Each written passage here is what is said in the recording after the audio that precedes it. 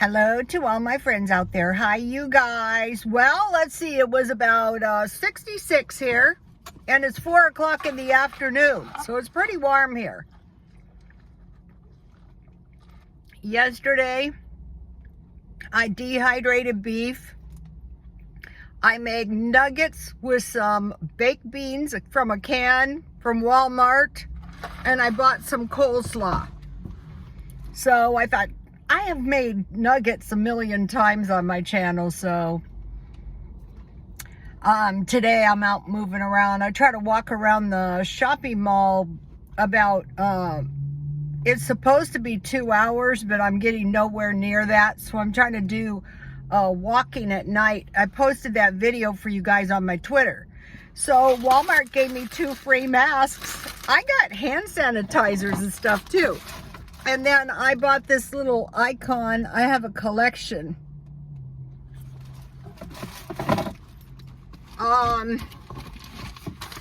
There's a guy next to me who was like trying to be too friendly, so the windows are rolled up.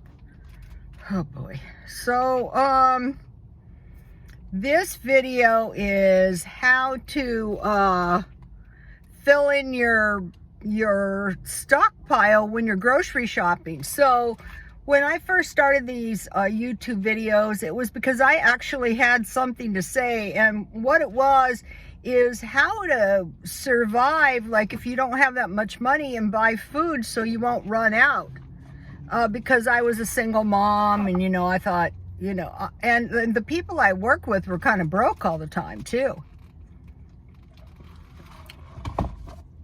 I can cut expenses, let me tell you. So if you kind of grocery shop the same way you stockpile, for one thing, you're not going to run out of food, but you're also going to start accumulating a little food, and it's food you eat all the time.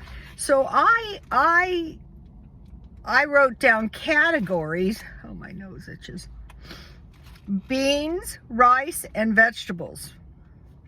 So if the beans are four pounds now. So you're getting 4 pounds of beans, pinto beans, 5 pounds of rice, and then some vegetables, and learning to grow your vegetables indoors. I was pretty successful just like cutting the bottom of my romaine lettuce off. The coyotes are too plentiful, not to speak of the bobcats. The neighbors videotaped the bobcats, and they were going straight up those trees in a second. And I have a little wood fence. I go, forget it. So beans, rice, and vegetables, any kind of vegetables, onions, carrots. I usually get onions, carrots, celery, tomatoes, lettuce. Sandwich with a small fruit or a small portion of vegetables. So I did tons of videos on pack your freezer full of lunch meat. So lunch meat is thin, so you can fit a lot in there. And so if you have some cereal and milk for breakfast, I usually don't eat breakfast. There's breakfast bars. Cereal and milk, sandwich for lunch. I usually had a hamburger, but I don't want to eat out right now because I don't know what the COVID's called right now, but it's spreading around. I have been lucky. I have been able to go out and carefully wear my masks, and so far, so good. So chicken, rice, and beans. So we already have the rice. And I buy the big bags of chicken from Walmart. They're about between $5 and $6. I think it's 10 pounds. I bought that last month. That was good. So bread, potatoes, and rice. That's another category. So if you have stuff, oh good, he's leaving. When I was young, I was such a bitch. This is why. Okay. Bread, potatoes, and rice. So if you have stuff to make, this is so much better. If you have stuff to make bread, and you have like 10 pounds of potatoes and rice, which was in the first category, the potatoes are really important. You can make fries, you can make baked potatoes, you can make mashed potatoes. You need bread for your sandwiches. Okay, so that category is bread, potatoes, and rice. Okay, now milk, cheese, butter, and eggs. So on your shopping list, you would go cereal and milk for breakfast, whatever kind you like. I've been buying mine at Grocery Outlet, like for 25 cents. That's crazy. If they're giving it away, you might as well buy it. I also bought a lot of granola bars really cheap there. I stockpiled a case of evaporated milk and 10 shelf-stable milk. Cheese, I just bought big blocks. They're in the freezer. Butter, I need some more butter. And eggs. So if you have eggs and bread and milk, you can survive.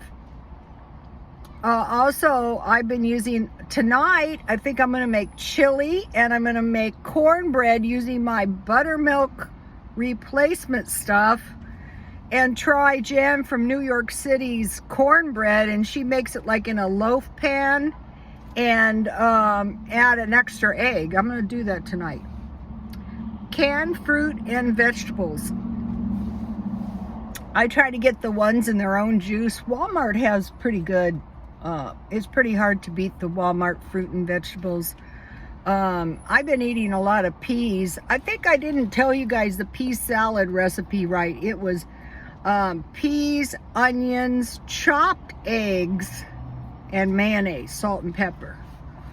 Okay, bacon and pork sausage. So if you have bacon and pork sausage, you can still buy pork sausage pretty cheap. You know, the links, those are the ones I like. I had this video when I first started doing videos, and it was in the old apartment, and I made like gravy, sausage gravy on noodles. We used to eat that cheap stuff all the time, and I seem to be healthy enough. I'm old enough, that's for sure. Okay,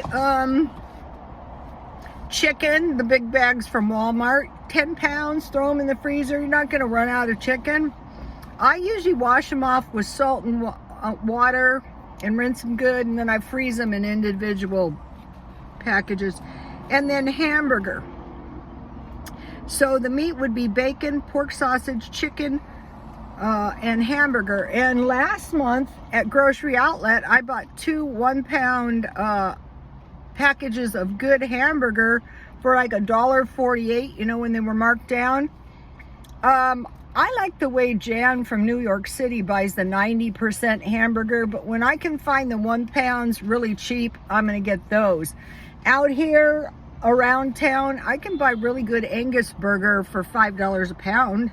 So let me give you the list. Okay, so now I want to talk real quick about painless ways to save money. One thing I do, and I'm still doing it, but I haven't done as many videos, is I essentially live in my car all day. I've been doing that since the beginning of last year. I watched some of these places that are so cold, and I thought, wow, that would really mess my car dwelling up. When I was a nursing student, one of the big problems was a sedentary lifestyle. That will kill you. If I didn't live in San Diego, I guess I would move to Florida. And so I posted some mobile homes cheap in Florida. And I assume these cheap mobile homes are from people up north, like in New York, coming down part of the year to Florida. And that's on my Twitter. I thought it was very interesting. Like for some measly amount of money, and it comes with furnishings. Out here it's getting so bad. It's getting so bad to buy a house. It's really bad. So painless ways, live in your car. I drive around.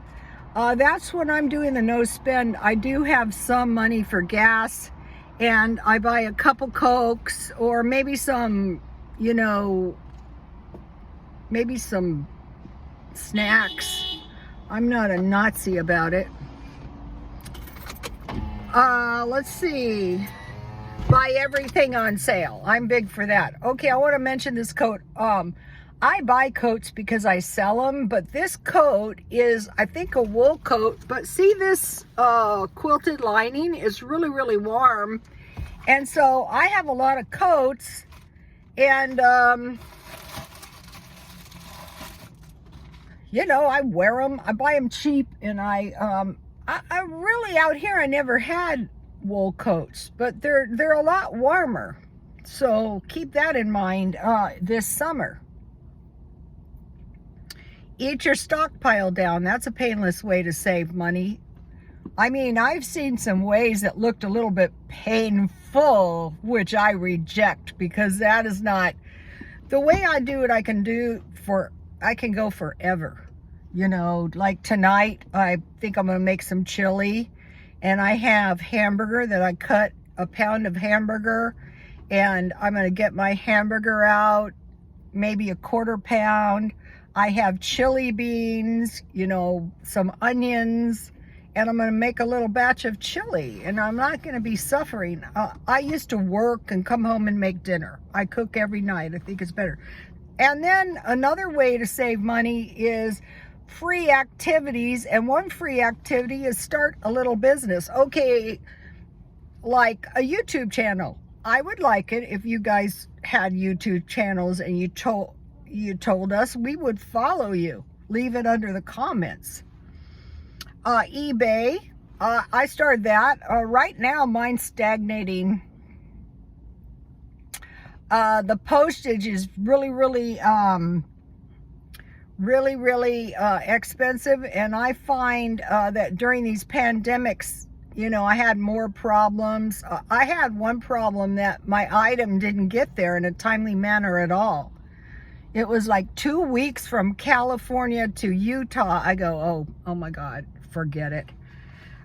Okay, swap meet. That was my retirement plan, but I didn't plan on the COVID, but I still buy a little. So my idea was traveling salesman, like a traveling salesman. You know, they would pull up and people would buy things. Things have not changed that much. And so this week I couldn't find my bread pan, and guess what? I couldn't find any in the stores either. That's a good way to keep us from making bread. So I'm on the search, but when I'm in thrift stores, if I see bread pans, I'm going to buy them all. Coats and sweaters. Sweaters are not easy to find. I've sold quite a few sweaters. Dupes and knockoffs. Okay, a dupe is something that's a fake.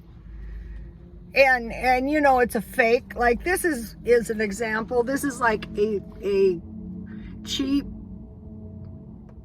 Rolex watch type thing. I want to mention I sell like these little necklaces. These are cute on young women. I sell them for $1.